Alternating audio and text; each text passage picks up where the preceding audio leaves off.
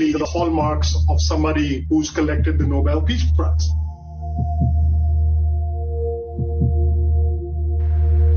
It's been barely 6 months since Ethiopia's Prime Minister Abiy Ahmed collected his Nobel Peace Prize. But now, his credentials as a peacemaker and as a reformer, both political as well as economic, are being questioned by his own people.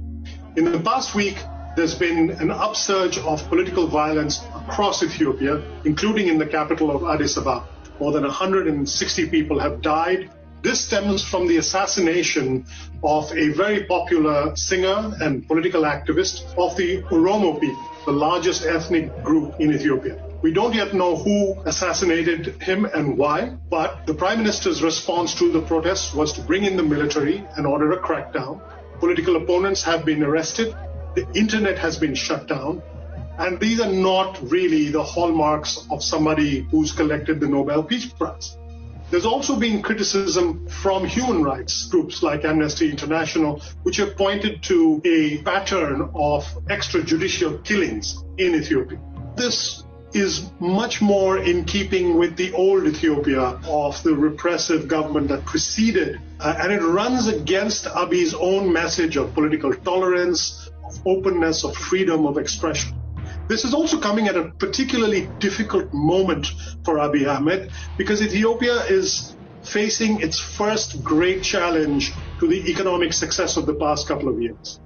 Ethiopia is already suffering the economic consequences of the COVID-19 pandemic. There have been locust swarms, giant locust swarms across all of East Africa, including in Ethiopia, which have been devastating to agriculture.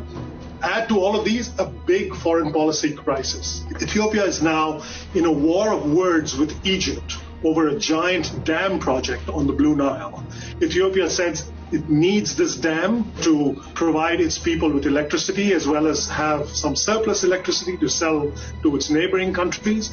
Egypt is worried that the damming of the river and the filling of the dam will reduce the water flow going into Egyptian agriculture. There have been years of efforts to resolve these differences. Right now, the matter has gone up to the United Nations Security Council. There are voices in Egypt that are calling for conflict with Ethiopia if Ethiopia does not relent. So for Prime Minister Abiy, these challenges, political, economic, as well as foreign policy, are a real test of his commitment to democratic values and to his own reforms. I'm Bobby Ghosh with Bloomberg Opinion.